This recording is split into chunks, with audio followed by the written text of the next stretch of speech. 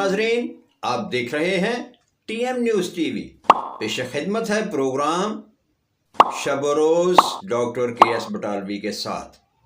होता है शब रोज़ तमाशा मेरे आगे, करते हैं शब रोज़ में शब रोज़ की बातें। जुनैद अकबर का पार्टी में सज़ा व जज़ा का अमल लाने का ऐलान। सवाबी जलसा में कौन कितने वर्कर लाया, इसकी भी निशानदही होगी। पाकिस्तान तहरीक इंसाफ खैबर पख्तूनख्वा के सदर जुनैद अकबर ने अपने सवाबी सदारत में पहले जलसे के बाद ही पार्टी में जज़ा व सज़ा का अमल लाने का ऐलान कर दिया। मीडिया से गुफ्तगू उन्होंने इस ऐलान में ये बात वाज़ह की है कि सवाबी जलसे को वो समझते हैं कि जैसा होना चाहिए था वैसा नहीं हुआ, और अब वो इस तहकीक में लगे हुए हैं कि कौन वर्कर, कौन MPA MNA कितने वर्कर्स लाया। इसकी लिस्टें बनाने का उन्होंने आर्डर दे दिया है। उन्होंने कहा है कि पार्टी के मेहनत करने वाले और ना करने वालों की अब निशानदही होगी। सवाबी जलसे में कौन कितने वर्कर लेके आया, इसकी रिपोर्ट तैयार करने के लिए हदायत जारी कर दी गई। तमाम ज़िले और तहसील सदूर 3 दिन के अंदर अपनी रिपोर्ट जमा करवाएं।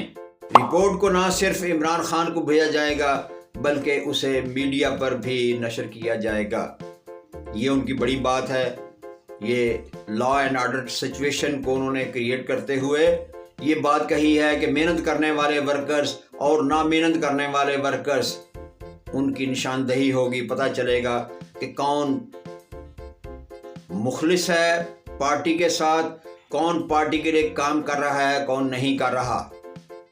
PTI की जानिब से 28 फरवरी 2024 के आम इंतखाब को 1 साल मुकम्मल होने पर यौम स्याह के तौर पर सवाबी में जलसा आम मुनक्कद किया गया। अवाम की बड़ी तादाद में शिरकत। जलसे से खिताब करते हुए उन्होंने कहा, मोहसिन नकवी को शर्म आना चाहिए जो कहता है दोबारा वही करेंगे। एक बार इमरान खान हुक्म दे दे तुम्हारी चाल ठीक कर देंगे। तुम पाकिस्तान के चाचा मामा ना बनो, ये मुल्क हमारा है, तुम एक सरकारी नौकर हो। मैं इन अदारों को ऑन करता हूं, तुमने तो चले जाना है। मैं इस हुकूमत और इनके हैंडलर्स को पैगाम देता हूं, हमें अपनी रियासत से ये उम्मीद नहीं थी कि वो अपने लोगों पर गोलियां चलाएं। इस दफ़ा हम आपकी गोलियों की तैयारी के साथ आएंगे। जुनैद अकबर ने अपनी तकरीर में हुकूमत को और दीगर अदारों को खुले अल्फाज में धमकी देते हुए कहा है कि मोहसिन नकवी को शर्म आनी चाहिए, क्योंकि वो वज़ीर दाखिला हैं और उन्हीं के हुक्म से इन्हीं के आवाम पर गोलियां बरसाई गई। अब हम दोबारा मैदान में आएंगे तो इनकी गोलियों का बंदोबस्त करके आएंगे, यानी हम जवाब में गोलियां चलाएंगे। ये सीधी सीधी बगावत है, ये बागियाना बयानात हैं। देखें इस पे एस्टेब्लिशमेंट और हुकूमत क्या एक्शन लेती है, और हकीकत में एक्शन लेना चाहिए, क्योंकि 9 मई जैसा कोई और वाक़या दोहराया गया तो फिर मुश्किल होगी।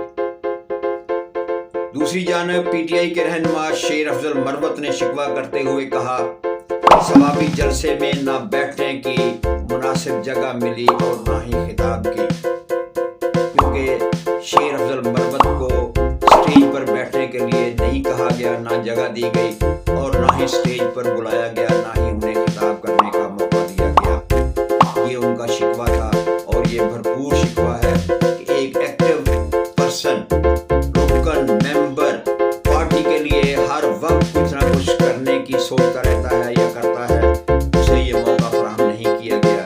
ये उनका शिकवा है। जलसा में सिर्फ बानी PTI इमरान खान की वजह से आया था।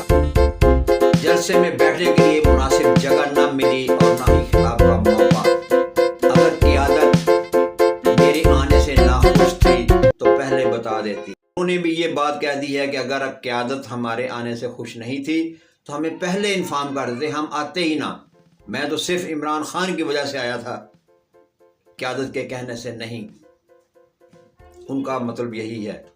پاکستان تحریک انصاف کے سینیٹر علی ظفر نے چیف جسٹس یحییٰ آفریدی کو خط لکھ کر جوڈیشل کمیشن کا اجلاس ملتوی کرنے کا مطالبہ کر دیا۔ میڈیا رپورٹ کے مطابق جوڈیشل کمیشن کے رکن سینیٹر علی ظفر نے خط میں موقف اپنایا کہ جب تک اسلام آباد ہائی کورٹ میں ججز سینیئرٹی کا معاملہ حل نہیں ہوتا، اجلاس کو مؤخر کر دیا جائے۔ ججز کے حالیہ تبادلے سے ہائی کورٹ کی سینیئرٹی لسٹ تبدیل ہو گئی ہے، جس سے عدالتی نظام پر اثرات مرتب ہو سکتے ہیں۔ خط میں مزید کہا گیا کہ ان تبادلوں سے یہ تاثر مل رہا ہے کہ یہ انتظامیہ بانی پی ٹی آئی اور بشرا بی بی کی اپیلوں کے لیے خاص بندوبست کر رہے ہیں۔ تاہم اگر اجلاس کرنا ناگزیر ہے تو حالیہ تبادلہ شدہ ججز کو زیر غور نہ لایا جائے، یعنی جو ججز جن کا تبادلہ کیا گیا ہے ان کو اس لسٹ میں یا ان سے کوئی فیصلے نہ کروائے جائیں۔